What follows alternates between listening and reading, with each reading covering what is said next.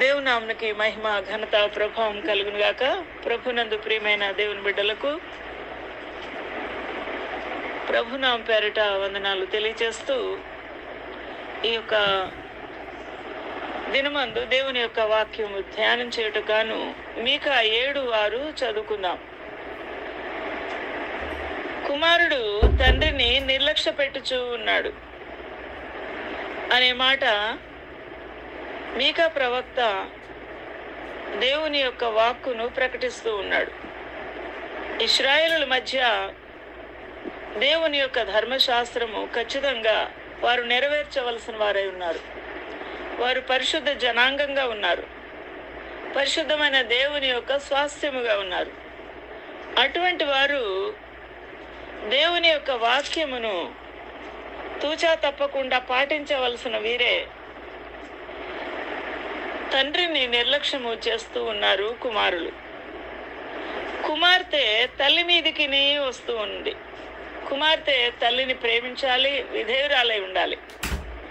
కానీ ఈ కుమార్తెలు తల్లి మీదికి, కోడలు అత్త మీదికి, కోడలు ఎవరి మీదికండి? అత్త మీదికి లేచెదరు. ఇక్కడ ముగ్గురు మనకు కనబడుతున్నారు. ఒకరు కొడుకు, రెండవది కుమార్తె, మూడవది కోడలు.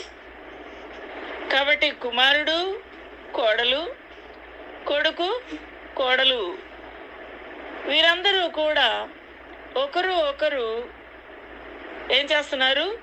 తండ్రిని నిర్లక్ష్య పెట్టుచూ ఉన్నారు. తల్లి మీదికి కూడా వస్తూ ఉన్నారు. అత్త మీదికి కూడా లేస్తూ ఉన్నారు. ఈ విషయాన్ని మనం అర్థం చేసుకుంటే ఈ దినాల్లో కూడా సాగుతుంది. అయితే ఈ దినాల్లో సాగుతున్నది అనగా మనం అన్యజనులం, కానీ వారు పరిశుద్ధ జనాంగము. వారు పరిశుద్ధ జనాంగమై ఉండి పరిశుద్ధమైన దేవుని యొక్క ధర్మశాస్త్ర ఆజ్ఞలను తూచా తప్పకుండా వారు నెరవేర్చవలసిన వారై ఉంటుండగా వారు నెరవేర్చకపోవట జరుగుతూ ఉన్నప్పుడు ప్రభు వాపోతూ ఉన్నాడు. For the son is dishonored the father, the daughter riseth up against her mother, the daughter-in-law against her mother-in-law. A man's enemy are the men of his own house. సొంత ఇంటిలోనే విరోధులు అయిపోయారు. అంత భయంకరమైన పరిస్థితి చూసినప్పుడు ప్రభువుకి వేదన కలిగింది. ఆయనను ఇలాంటి పరిస్థితుల్లో కూడా నేను యెహోవా కొరకు ఎదురు చూస్తాను అంటున్నాడు మీకా భక్తుడు. మీకా ప్రవక్తగా ఉన్నాడు ఆ దినాల్లో ఇశ్రాయేల్ మధ్య. కాబట్టి ఇశ్రాయేల్ వారందరూ కూడా విననొల్లని వారుగా ఉన్నారు. తండ్రుల మీదకి కుమారులు వస్తున్నారు, తల్లి మీదకి కుమార్తెలు వస్తున్నారు, అత్త మీదకి కోడండ్రు కూడా వచ్చి ఎగబడుతూ ఉన్నారు. అత్త మీద ఏమని చెప్తుంది కోడలు? ఏంటి వారి యొక్క అలుగుడు అంటే, నేను ఎందుకు మీకు సేవ చేయడానికి వచ్చానా? మీకు వంటలు వార్పులు చేసుకుంటూ మీ సేవ చేయడానికి వచ్చానా అని కోడలు. అయితే ఈ యొక్క కుమారుడు ఏమంటున్నాడు? నువ్వు నాకేం సంపాదించావు? ఏం ఆస్తి సంపాదించావని, నువ్వు నాకు ఏమి దాచిపెట్టావని నేను నీ మాట వినాలి, నీకు విధేయుడనవ్వాలి అని కుమారుడు కూడా ఎదురుపడుతూ ఉన్నాడు.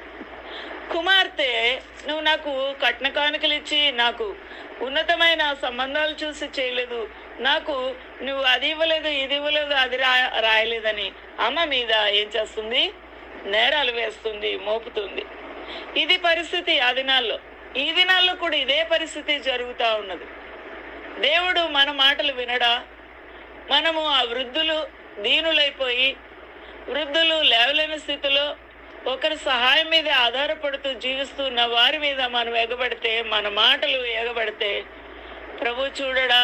ప్రభు మనల్ని క్షమించునుగాక. దీనులమై మనము పశ్చాత్తాపడితే గాని దీనికి క్షమాపణ దొరకదు. నా ప్రియులారా, ఇది లోకమంతా ఇలాగే ఉంది. ఎందుకండి? వృద్ధ ఆశ్రమాలు ఈ దినాల్లో మరి అనేకమైన రేస్ అవుతున్నాయి. అనేక మంది ఆ వృద్ధాశ్రమాలు పెంచుతున్నారు. వృద్ధులు అక్కడ ఉంటున్నారు. వారికి కొడుకులు ఉన్నారు, మనవలు ఉన్నారు, కూతుళ్ళు ఉన్నారు. వారు ఆస్తిపరులే. వారికి పొలము ఉన్నది, బంగారం ఉన్నది, బంగాళాలు ఉన్నాయి. కానీ వారు అక్కడ దిక్కులేని వారై వృద్ధాశ్రమంలో ఉంటున్నారు. ఆలోచన చేద్దాం. ఇది ఆ దినాల్లో ఉన్న పరిస్థితి. ఈ దినాల్లో కూడా మన మధ్య అటువంటి కుమారులు ఉన్నారు, అటువంటి కూతుర్లు ఉన్నారు, అటువంటి అల్లుళ్ళు కోడళ్ళు కూడా ఉన్నారు. మన యొక్క కన్నవారిని చూడలేని బ్రతుకు మన బ్రతుకు. ఆలోచన చేద్దాం. ఆయనను యెహోవా కొరకు ఎదురు చూచదను అని మీకా భక్తుడు ప్రవక్త చెప్తున్నాడు. ఆయన ఇటువంటి పరిస్థితులు ఉన్నా సరే నేను యెహోవా కొరకు, ఆయన కృప కొరకు, ఆయన ప్రత్యక్షత కొరకు నేను ఎదురు చూచదను. హబక్కూకు 2:1 చూసినప్పుడు ఆయన నాకు ఏమి సెలవిచ్చునో, ఏమంటున్నాడండి హబక్కూకు? ఆయన నాకు ఏమి సెలవిచ్చునో, నా వాదము విషయమై నేనేమి చెప్పుదును చూచుటకాయ్ నేను నా కావలి స్థలం మీదను గోపురం మీదను కనిపెట్టుకొని ఉందును అనుకున్నాడట. ఆయన వాదం ఏదో చెప్పుకుందాము, ఆయన కృప ఏంటో నాకు సహాయం చేస్తాడేమో అని, ఏమైనా నాకు ఇవ్వగలడమో ప్రభు, నా వాదం విషయమై నా మొర వింటాడేమో అని ఆ గోపురము మీద కూర్చున్నాడట హబక్కూకు. అలా అని అనుకుంటుంటే దేవుడేమన్నాడు, యెహోవా నాకు ఇలాగ సెలవిచ్చాను, చదువువాడు పరుగెత్తచు చదవ వీలగునట్లు నీవు ఆ దర్శన విషయమును పలక మీద స్పష్టంగా వ్రాయి. ఒక దర్శనం చూపిస్తున్నాడు హబక్కూకు, స్పష్టంగా రాయి, వారికి అర్థమయ్యే భాషలో అంటున్నాడు. ఆ దర్శనము విషయము నిర్ణయ కాలమున జరుగును. దేవుడు ఇటువంటి దుష్టమైన పిల్లల మీదకి, కుమార్తెల మీదకి, కోడండ్ర మీదకి, గర్వంగా ఆ వృద్ధులను, దిక్కులేని వారిని, దరిద్రులను, దీనులను, విధవరాండ్ర మీదకి, ఎగబడుతున్న వారి మీదకి ఆయన చూస్తూ ఉన్నాడు. వీరి నోర్లు, వీరి పనులు అన్ని కూడా చూస్తున్నాడు. కాబట్టి ఆ ప్రభు అన్నాడు, నిర్ణయ కాలమున జరుగును, అవి జరుగును, సమాప్తమగుటకై ఆతురత పడుచు ఉన్నది. దేవుడు ఒక నిర్ణయ కాలం ప్రతి దానికి పెడతాడు. నేను మంచం పట్టి నేను ఉండాలి అని అంటే అది దేవుని చిత్త ప్రకారమే జరుగుతుంది, కానీ మామూలుగా జరగదు. నేను ఇప్పుడు ఇక్కడ రిటైర్ అయ్యి నేను ఇక్కడ ఉన్నాను అని అంటే అది ఆయన కాలము పరిమితి, ఆ యొక్క పరిస్థితి అంతా కూడా ఆయన రాసి పెట్టాడు, అది జరుగుతూ ఉంది అని అర్థం. కాబట్టి నిర్ణయ కాలం ప్రతిది కూడా ఆయన వ్రాస్తాడు. హల్లెలూయా, అది జరుగును, సమాప్తమగుటకై ఆతురత పడుచు ఉందంట. దేవుడు రాసింది జరగాలి అని అది ఆ వ్రాత ఆతురత పడుతుందట. అది ఆలస్యముగా వచ్చినను దాని కొరకు కనిపెట్టుము, అది తప్పక జరుగును. హల్లెలూయా, దేవుడు నిర్ణయించినది జరగక మానదు. జాగు చేయక అంటగా, అంటే ఆలస్యము చేయక అది రానే వచ్చును అని అంటున్నాడు. హల్లెలూయా, వారు యథార్థ పరులు కాక తమలో తాము అతిశయపడుతురు. ఏం చేస్తున్నారండి? తమలో తాము అతిశయపడుతున్నారు. మేము గొప్పవారు, భక్తి పరులు, ఎక్కువ ప్రార్థన చేస్తాం, ఎక్కువ సేవ చేస్తామని ఈ భక్తి పరులు మాట్లాడుకుంటారు. కొంతమంది అన్నదానాలు పెట్టి వారు రకరకాల దానాలు చేసి మేము ఇలా చేస్తాం అలా చేస్తామని వారంట. కొంతమంది ఇంత శ్రమ పడుతున్నామని కొంతమంది అంటారు. రకరకాల అతిశయాలతో ఈ లోకంలో ఉన్నారు ప్రజలు. ఈ అతిశయ పడుతూ ఉన్నారు, తమలో తాము గొప్పవారమని, తమలో తాము మంచి పనులు చేసేమని అతిశయపడుతూ ఉన్నారు. అయితే నీతిమంతుడు విశ్వాస మూలముగా బ్రతుకును. నీతిమంతుడు ఏం చేస్తాడంటే దీనుడై ఆయన కృప కొరకు, ఆయన ప్రత్యక్షత కొరకు, ఆయన సహాయము కొరకు ఎదురు చూస్తూ దీనుడై ఉంటాడట. హల్లెలూయా, నీతిమంతుడు విశ్వాస మూలముగా బ్రతుకుతాడు. గర్విష్ఠులు, అహంకారులు గొప్పవారము అనుకుంటూ అతిశయపడుతూ బ్రతుకుతారు. నీతిమంతుడు ఎలా బ్రతుకుతాడండి? విశ్వాస మూలమున దేవుని యందు ఏం చేస్తాడు? విశ్వాసం ఉంచి బ్రతుకుతాడట. హల్లెలూయా. కాబట్టి మన రక్షణకర్తయగు దేవుని కొరకు కనిపెట్టి ఉందును అంటున్నాడు. ఎవరండి? రక్షణకర్తయగు నా దేవుని కొరకు కనిపెట్టి ఉందును. మీకా భక్తుడు అంటున్నాడు. ఇంత భయంకరమైన ప్రజల మధ్య నేనున్నాను, ఇశ్రాయేల్ వారే, పరిశుద్ధ జనాంగమే, వారికి ఇంత ప్రకటనలు నేను ప్రకటిస్తూ వస్తున్నాను. 6 అధ్యాయాలు కూడా, ఇది 7వ అధ్యాయం. ఈ అధ్యాయంలో నేను నా రక్షకుడైన నా దేవుని కొరకు నేను ఎదురు చూస్తాను, ఆయన కొరకు నేను కనిపెట్టి ఉందును అని తీర్మానం చేసుకున్నాడు. ఎందుకంటే మీరు ఎలా పోతే పోండి, నేను చెప్పాను, ప్రకటించాను, మీరు తల్లిదండ్రులనే ఎదిరిస్తున్నారు, వారి మీద పడుతున్నారు, తిరగబడుతున్నారు, ఆ యొక్క తల్లి మీద పడుతున్నారు. విధవరాండ్రు, దిక్కులేని వారు, వృద్ధులను కూడా దయ చూడని స్థితిలో ఉన్నారు మీరు. ఇక మీ గురించి నేను కనిపెట్టను, కానీ నా రక్షకుడగు నా దేవుని వైపు నేను కనిపెడతాను. హల్లెలూయా! ఎంత బాగుందండి. యెహోవా కొరకు నేను కనిపెట్టుకొని ఉన్నాను. కీర్తనకారుడు 135లో యెహోవా కొరకు నేను కనిపెట్టుకొని ఉన్నాను. ఈ మాట ఆలోచన చేస్తే, కనిపెట్టుకొనుచున్నాను అనే మాట ఇది జీవము గలదై, ఇది లైవ్ విట్నెస్ ఇస్తుంది, అనగా జీవించుచు మాట్లాడుతూ ఉన్నది. ఈ లైను నేను ఏమంటున్నాడు? యెహోవా కొరకు కనిపెట్టుకొనుచు ఉన్నాను. యెహోవా కొరకు కనిపెట్టుకొనుచు ఉన్నాను అంటే ఆ రోజు తీసుకున్న తీర్మానము ఆ యొక్క దావీదు మహాభక్తుడు ఈ రోజు తీసుకున్నట్టే మాట్లాడుతున్నాడు. ఎందుకనంటే ఆయన ఆత్మ జీవము గలది కాబట్టి, అది చావలేదు, అది ఇంకా జీవించుతూ ఉన్నది కాబట్టి, దేవునితో ఉన్నది కాబట్టి ఆయన తీసుకున్న తీర్మానము ఎలాంటి తీర్మానము? యెహోవా కొరకు నేను కనిపెట్టుకొనుచున్నాను. ఆ రోజు తీసుకున్న ఆ తీర్మానము ఇప్పటికి ఇంకా కనిపెట్టుకొనుచున్నాను, కంటిన్యూ అవుతూనే ఉంది. ఎంతకాలము? యుగాయుగాలు, యుగాయుగాలు, యుగాయుగాలు. ఆ ప్రభువు తనకు ఆ తరుణాలు ఇచ్చిన కొద్దికి, ఆ యుగాయుగాలు జీవించిన కొద్దికి దేవునితో ఉన్న ఆ సంవత్సరాలంతా కూడా అలాగే మాట్లాడతాడు. ఎన్ని సంవత్సరాలు? 100, 200, 2000 ఎన్నండి? యుగయుగాలు. దేవుని ఆయుష్యంతో మనకు తెలియదు, అంతకాలం ఈ మాట నిలిచి ఉంటది. హల్లెలూయా! దేవునికి మహిమ కలుగుతుంది. ఆయన మాట మీద నేను ఆశ పెట్టుకొని ఉన్నాను. ఎవరి మీద అండి?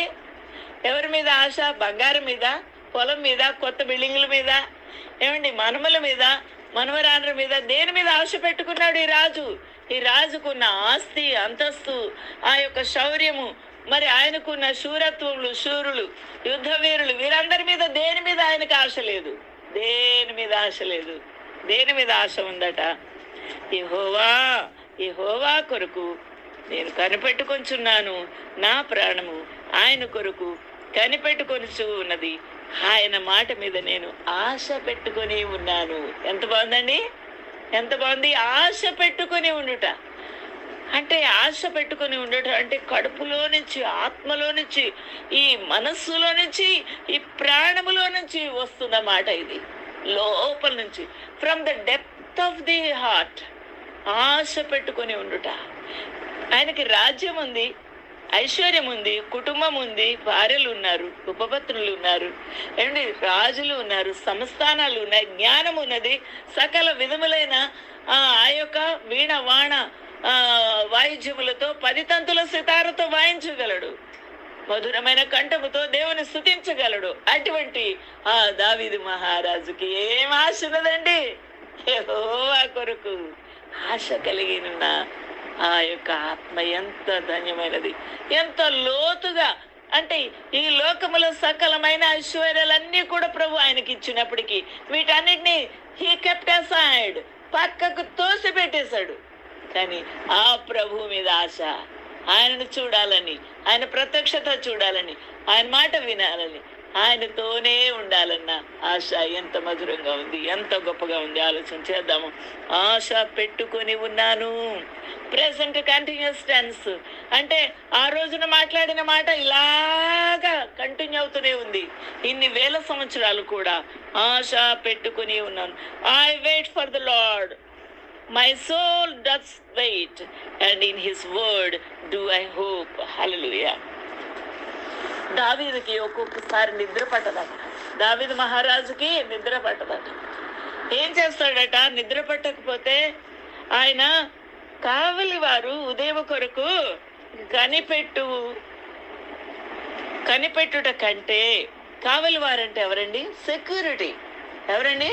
Security, gate men, watchmen, night watch చేసేవాడు. దేనికోసం కనిపెట్టుకుంటాడు? తెల్లవారు ఆ కుక్కరేకో కోడి కోసింది, 4 అయి ఉంటది, 3:30 అయి ఉంటది, లేకపోతే 5 అయిపోయి ఉంటది, బలబల తెల్లవారుతుంది, ఇక నా డ్యూటీ నేను దిగిపోవచ్చు, 5:15 అయిపోతుంది, పర్వాలేదు, నాకు రిలీవర్ వచ్చేస్తాడు, నేను వెళ్ళిపోవచ్చు. ఇది కావలి డ్యూటీలో ఉన్నవాడి యొక్క ఆశ. ఎంత బేగే తెల్లవారుతుందా, ఎంత బేగే తనకు రిలీవర్ వస్తాడా, ఎంత బేగే ఇంటికి వెళ్తానా, అది ఆయన యొక్క ఆశ. ఇక్కడ ఆ యొక్క ఉద్యోగంలో ఆ పనిలో ఉన్న వాడికంటే ఈయనకి, ఎవరికి, దావీదు మహారాజుకి ఇంకా ఎక్కువగా ఆయనకి ఎలా ఉందటండి, నా ప్రాణము ప్రభు కొరకు కనిపెట్టుచున్నది.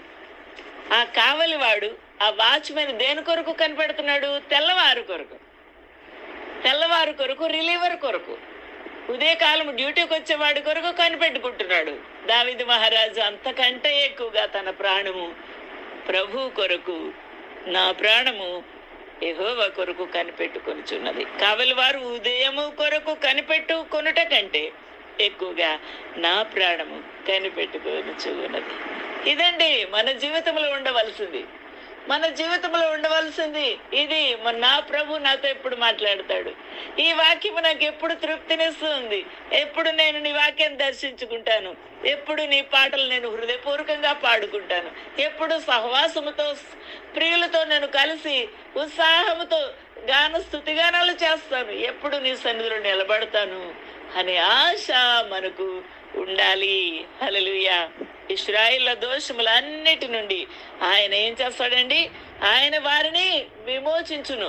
ఇందాక మనం అనుకున్నాం, వారు తిరుగుబాటు చేస్తున్నారు, తల్లిదండ్రుల మీద, అమ్మ మీద, నాన్న మీద, అత్తగారి మీద, అందరి మీద తిరుగుబాటు చేస్తున్నారు.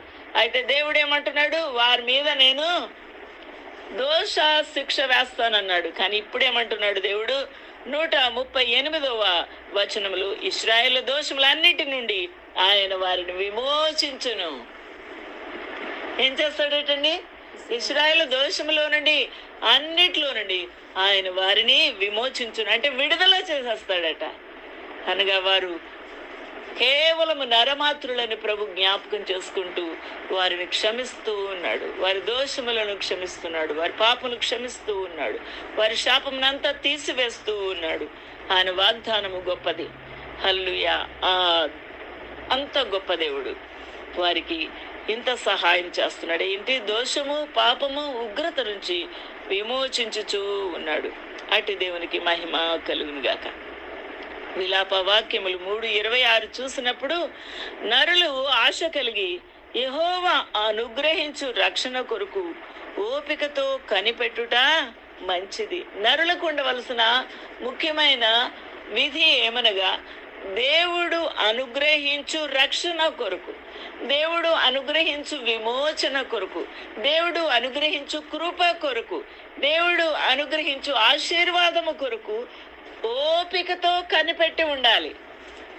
ఇక్కడ మీకు దీనికి ఆపోజిట్గా ఇంకొక మాట మనము ఈ లోకంలో జరుగుతున్నది చూస్తే, ఉద్యోగంలో ఒక క్లర్క్ జాయిన్ అయ్యాడు అనుకోండి, ఆయనకి ఇంకా టెంపరీగానే ఉన్నాడు, 2.5-3 ఏళ్ళు అయి ఉంటుంది, ఇంకా పర్మనెంట్ కూడా అవ్వలేదు. అంతప్పుడే ఆయనకి 2 అపార్ట్మెంట్లు కావాలి, అంతప్పుడే ఆయన 4 కాసులు బంగారము సంపాదించాలి, ఒక కారు కొనేసుకోవాలి. ఏంటండి? ఒక కారు కొనేసుకోవాలి. 4 కాసులు బంగారం కావాలి, ఇంకేం కావాలండి? 4 ఎకరాల పొలము కావాలి. ఏం ఆశ ఇది? దురాశ. ఈ దురాశతో ఎక్కడ లేని పాపాలు చేస్తున్నాడు, ఎక్కడ లేని సంపాదన కొరకు తాపత్రయపడుతున్నాడు. ఓపిక లేదు, ఆతురత పాపం కొరకు ఇయ్యు ఇయ్యు ఇయ్యు ఇయ్యు అని అందరి వద్ద నుంచి దోచుకొని, దాడి చేసి సంపాదించుకొని ఇక్కడ పోగు చేస్తున్నాడు. అది నీ నోట్లో ఉండకుండా నేను ఏం చేస్తాను? మూసివేస్తాను అని అంటున్నాడు దేవుడు.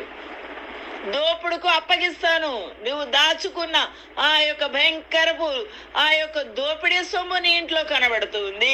దొంగతనము చేసిన సొమ్ము, లంచగొండి సొమ్ము, అత్యున్నతమైన మరి లాభ సాధకమైన వ్యాపారాలతో సంపాదించిన ఆ ధనము, బంగారము ఏదైతే కనబడుతుందో అదంతా కూడా దోపుడికి అప్పగిస్తాను అని అంటున్నాడు. మీకాలో చాలా భయంకరంగా చెప్పాడు. ఆలోచన చేద్దాం. మన జీవితంలో దేవుని యొక్క ఆశీర్వాదం కావాలి, ఆయన రక్షణ కొరకు ఓపికతో కనిపెట్టాలి. ఓపిక మన జీవితంలో కావాలి. ఆయన నన్ను పోషిస్తే చాలు, ఆయన నాకు సహాయం చేస్తే చాలు, ఈరోజు ఆశీర్వాదకరంగా నన్ను ఉంచితే చాలు, ఈరోజు నేను ఇతరులకు ఉపయోగకరంగా నా జీవితాన్ని వాడితే చాలు ప్రభువా అన్న ఆశ కావాలి. ఈ రోజున మనము ఉపకారులంగా ఉండడానికి ప్రభు చేస్తే అది మనము ఉపకారిగా నువ్వు నిలబడాలి. హల్లెలూయా, దేవునికి మహిమ కలుగును గాక. ఏంటంటే కాడిమాను మోకులు తీయుట, బీదలకు సహాయం చేయుట, ఇంకేంటండి భయంకరమైన కట్లతో కట్టబడిన పాపులు ఉన్నారు, వారిని విడిపించుట దేవునికి ఇష్టమైన పని. ఆ పని చేయుట ఇష్టమే. కానీ మనము దుర్వ్యసనాల ద్వారా, దురాశ ద్వారా, ఈ సంపాదన కొరకు ఏ ఆశలు పెట్టుకొని మనము ఎదురు చూడకూడదు. ఓపికతో ఆయన రక్షణ కొరకు, ఆయన కృప అనుగ్రహము కొరకు ఎదురు చూచుట మంచిది బిడ్డ అంటున్నాడు దేవుడు. మంచిది, అది నీకు ఆశీర్వాదము. దేవుని ఆశీర్వాదాలు 1000 తరాలు ఉంటుంది. మరి నువ్వు సంపాదించుకున్నదైతే 4 తరాల వరకు ఉగ్రత ఉంటుంది, శాపం ఉంటుంది. మన బిడ్డలకి ఏం సంపాదిస్తున్నాము అది చాలా ప్రాముఖ్యమైనది. ఆలోచన చేద్దాం. ఈ దినమందు ప్రభు మనతో మాట్లాడుతూ ఉన్నాడు. మనకు ఓపిక కావాలి. నరులు ఆశ కలిగి యెహోవా అనుగ్రహించు రక్షణ కొరకు ఓపికతో కనిపెట్టుకొని ఉండుట మంచిది. అది వారికి మంచిది, అది వారికి శ్రేయస్కరము, అది వారికి ఆశీర్వాదము తీసుకుని వస్తుంది. అందుకని అబ్రాహాము ఆయన యొక్క సంతానం గురించి దేవుడిచ్చిన గొప్ప వాగ్దానం ఏంటి? నీవు అడుగుపెట్టు స్థలము, నీ బిడ్డలు అడుగుపెట్టు స్థలము, ఆ రాజ్యాలు, ఆ దేశాలు, ఆ సర్వ లోకములో ఉన్న జనమంతా కూడా నిన్ను బట్టి ఆశీర్వించబడుతుంది. ఎంత పెద్ద ఆశీర్వాదం అండి! ఎంత గొప్ప భాగ్యవంతుడైపోయాడు ఆయన డబ్బులు సంపాదించడం వల్ల కాదు, ప్రభు యొక్క కృపానుగ్రహము, దేవుని యొక్క ఆశీర్వాదము. హల్లెలూయా. అడుగు పెడితే చాలు, నువ్వు అడుగు పెట్టు, ఆశీర్వాదంగా ఆ భూమి మారిపోవాలి, ఆ ఇల్లు మారిపోవాలి, ఆ కుటుంబం మారిపోవాలి. నీ అడుగు ద్వారా, నీ మాట ద్వారా, నీ కాలు అక్కడ పెడితే చాలు, ఆశీర్వాదం అయిపోవాలి. హల్లెలూయా. ఎంత గొప్ప ఆశీర్వాదం! ఎలా జరుగుతుంది ఇది? మనతో వస్తున్న మన ప్రభు మనతో వస్తే, మనమిద్దరం కలిసి అడుగు పెడితే, అనగా నీలో ఉన్న ప్రభువు నీవు అడుగు పెడితే అది ఆశీర్వాదకరంగా మారిపోతుంది. ఇది గొప్ప సీక్రెట్. హల్లెలూయా. దేవునికి మహిమ కలిగినాక ఈ రోజున ఎటువంటిది నీ బ్రతుకు? ఆలోచన చేద్దాము. ఎలా ఉంది మన బ్రతుకు? ఆలోచన చేద్దాం. కాబట్టి దేవుని మీద ఆశ పెట్టుకున్నావా? దేవుని దగ్గర కృప దొరుకుతుంది. ఏం దొరుకుతుందండి? వజ్రాలు వైడూరాలు దొరకవు, బంగారం దొరకదు. అదే కదా నీకు కావాలి. కానీ కేజీ బంగారం కన్నా ఒక 200 గ్రాముల ఆ వజ్రాల కన్నా విలువైందా యెహోవా కృప? దేవుడు ఈ భూమి మీద అంతా కూడా సకల ఐశ్వర్యంతో నింపేశాడు కదా. ఇదంతా కూడా రాసిచ్చేస్తాడు ఆయన కృప ద్వారా. అదంతా నీదైపోతుంది. హల్లెలూయా. ఆయన కృప ఉన్నతమైనది, గొప్పది. ఈ భాగ్య భోగాలు కన్నా, నీవు కోరుకున్న బంగారం, వజ్రాలు, వైడూర్యాల కన్నా దేవుని కృప గొప్పది. హల్లెలూయా. దేవునికి మహిమ కలుగును గాక. అట్టి ఆశ నీకు కావాలి, అట్టి ఆశ నీకు కావాలి.